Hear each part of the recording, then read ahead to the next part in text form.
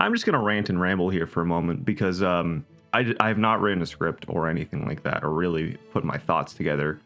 So this is gonna be a little over the place. But I just beat Kingdom Hearts 2 the other day, and it was my first time playing the game, first time beating it. This was obviously the final mix on PlayStation 4. I'd played Kingdom Hearts 1 a couple of years ago and started up on Kingdom Hearts 2, and I got a couple of hours into the game. I think I got through the kind of Roxas opening part of Kingdom Hearts 2 back then, and then fell off for various reasons, and finally came back to it the other week and was like, all right, I'm gonna finish this thing up. This game is a mess. Like, I know it's a 20-year-old game, right? I cannot sit here and act like it should be a game from today, but oh my god, this game is such a nightmare. I had an okay time with it. Like, don't get me wrong, I didn't have a terrible time playing this game or anything like that. I would have stopped playing it if that was the case. I generally had an okay time with Kingdom Hearts 2, which is to say that I do not see what people see in this game. You know, people talk about this game as if it is like the second coming of, I don't know, Christ, in terms of its combat system and all of this other stuff, and it does not work for me. And like, I know part of that, right, is a time and place. I'm about to be a 30-year-old man, and I'm playing Kingdom Hearts 2. This is a game for 15-year-olds, maybe at the best. Not to say that you can't enjoy these things as a younger person or an older person or anything like that, but it has a demographic that it's aiming to hit, and it's 15-year-olds in the year 2006. I'm still totally a mark for like all the Final Fantasy stuff. Like, all of that stuff really worked for me. Like, I really liked all of the Roxas and his friends in Twilight Town. I thought they were all right. Really, the problem I ended up having with the game plot wise is that no plot happens for about 15 hours. The second that you become Sora again, right, you have this little bit of time in Twilight Town, and then, you know, once you get back into the rhythm of going to these different Disney worlds,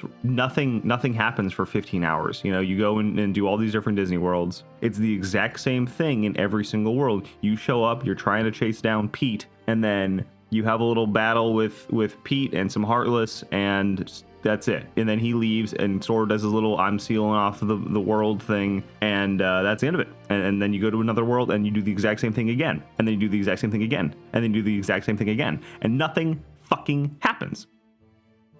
And then finally, you get back to doing shit in Hollow Bastion, and it feels like there is something actually going on. The second you get out of the damn Disney worlds, something actually happens in this plot.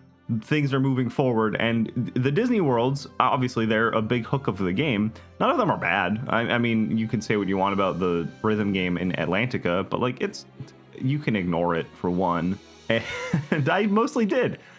You spend like a dozen hours, 15 hours, whatever it is, however long it takes you to get through that first chunk of Disney worlds, and then you go and do actual plot. And it's interesting again. And there's stuff happening with Organization 13, and you're actually like having things happen. And then, oops, all Disney worlds again. And then you go and do all the Disney worlds again.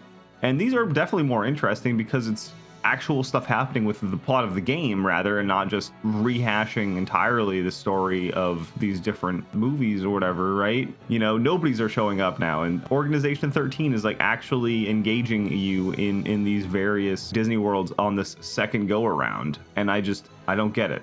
I think the combat's definitely better than the first game. It's faster. There's more variety to what you're doing in the combat in terms of your general attack patterns and stuff. But also, it's just mash fest. You don't have to do anything. You just sit there and hit the circle button, the X button, whatever it is, the attack command button. You just slam on that as fast as you goddamn can, and 9 times out of 10 you're going to be just fine. And then the other 10% of the time, what you're gonna have to do is, you know, you're gonna hit the square button and do one of like 4 different actions, whether that be deflecting / blocking, or rolling, or doing like your weird like dash dodge thing. I don't get why they put 4 different commands on a single button, and it's like, okay, if you want to deflect, it takes half a second to come out. You need to not be doing any other animation, and you need to not be pushing anything on the control stick, and otherwise you'll try to do a dodge or whatever. it just feels terrible. That deflect animation that Sora has, where he like spins around entirely to like then deflect, it sucks. I wish there was like an actual just like let me like hold a button to defend and not just like do a timing thing, because also sometimes you'll just get caught out in a combo attack from enemies if you don't get a deflect off properly, and it just feels terrible. Also, what feels terrible is when you get a boss down to their last little smidgen of health, and then for whatever reason that last little smidgen of health takes 10 hits for it to actually count. Alongside that, bosses and other enemies regularly going into states of invulnerability for no apparent reason as they're doing their special moves, and then you're sitting there wailing on them and trying to get attacks in, and then you're not doing any actual damage, and that sucks. God.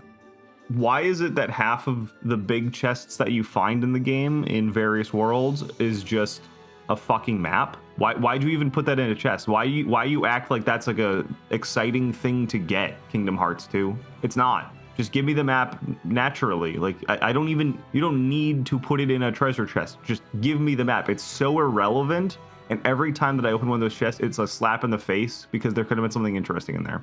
Which isn't to say there's much of anything interesting in the game, because so much of the RPG and build crafting mechanics aren't there. You know, there's a couple of item slots and you have a couple different keyblades to equip, and you know, Sora, Donald, and Goofy all have pretty minor changes you can do. And then, oh, every AP boost that you pick up, just give it to Sora. Sora needs so much fucking AP in this game. There's no reason to give AP boosts to either of your other characters. The AP boosts are stupid. You should just get more AP from playing the game, and they should get rid of the AP boosts. And giving players maps from the big chests. Ooh, it's the big chest. What could be in it? It's a map. That sucks. It's boring. The game looks good. I think Kingdom Hearts 2 is a great art style and a great realization of that, especially even back on the PS2. This game looks great. Not the most impressive video game I've ever seen on the PlayStation 2. That still probably goes to like Shadow of the Colossus or like God of War 2. But those are different looking games, right? This is a much cleaner aesthetic, and it's good. I like how this game looks a lot of the time. I think the Pirates of the Caribbean world is actually super impressive. The Mulan stuff looks really good. Yeah, I was generally happy with how the game looked. I mean, some of the areas, like going back to the Beauty and the Beast castle, was like kind of bland, especially you spent a lot of time in that dungeon, which is whatever. That's kind of another thing that I wanted to touch on is like, you spend so much time in this game going back to the same places that you were in the first game. You know, you go to a lot of the same Disney worlds, and that's kind of boring. I wish we got a few more new Disney worlds, or that the ones that we got were a little bit more interesting. I mean, you know, the Timeless River was great, but it's like this thing inside of the Disney castle world that you go to once. You don't even get to go back to it in like the go do all of the worlds again, where you go back to Tron. And the Tron world is fine. It looks nice, but like Tron as a character is annoying. Man, I'm really salty about this game because I was hoping that I was gonna like it more than I did. I had a friend back in the day that was obsessed with this game. He lived a couple of states away from me when we were growing up. He used to live in my hometown, and then he had to move. But I went and visited him on a summer vacation for like a week. He was really into Kingdom Hearts 2 at the time. And he was deep in, like, you know, he was trying to do all of the side content and, you know, fighting Sephiroth in the Colosseum and all of that stuff. I basically sat there and watched him play Kingdom Hearts 2 a lot, which was fun enough, but it was not, you know, I didn't get to play any really, so it didn't really jive with me at the time, and I just never really played the games, but I had always had an interest and just never decided to give it the time. But I finally did, and I'm glad I didn't give it more time than it needed, right? I played about 40 hours, and I did some of the Coliseum stuff. I didn't do any of the later Coliseum stuff, and I got all of my drive modes besides the Final Form one that I didn't even unlock, that I don't even know how you unlock, to be fair. I got all those up to like level 6, which is as high as I can go until you unlock that Final Form. So it's not like I wasn't trying to get deeper in the game. I think Sora was around like level 60 when I finished. Also, like the the gummy ship missions, the gummy missions are so boring. Again, like you just spam the attack button and then you don't think for 5 minutes, and somehow that's fun. But it's also like, why do you even have the whole ship builder thing when this has become so de-emphasized compared to Kingdom Hearts 1 even, and you give us these upgraded ship blueprints just from doing the regular base version of the gummy ship missions? It's just, it doesn't make a ton of sense to me.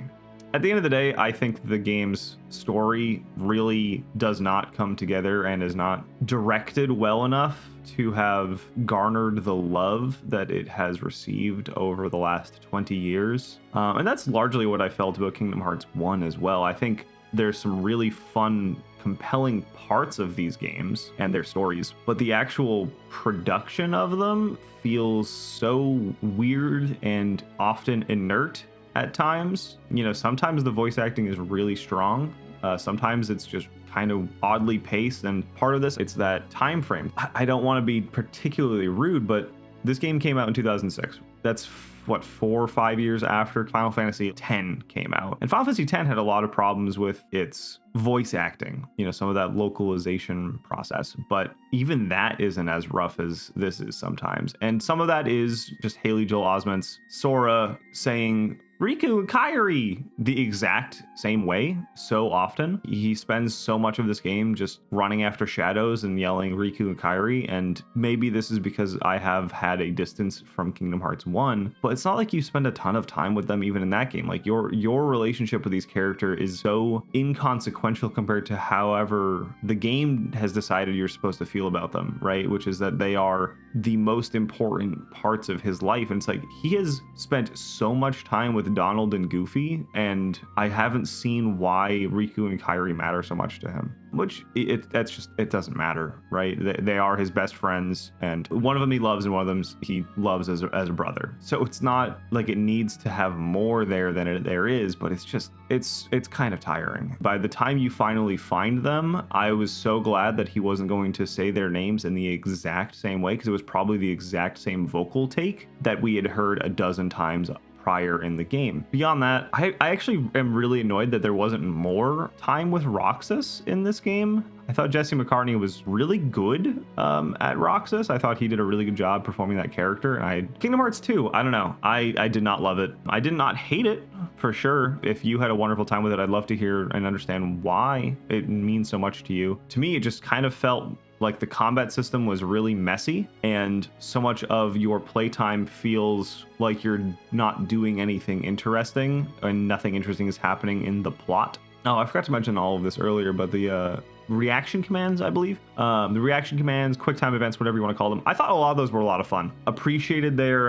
variety and what they added to the combat, but also so much, it was another one of those things where so much of the combat was either just button mash your way through everything until that little green triangle prompt popped up, and then you hit that, and then you get a little win button for a moment. It's a little defeating of your combat system if you're going to have so many of these quick time event reaction commands that just become automatic win buttons. Kingdom Hearts 2, it's a video game.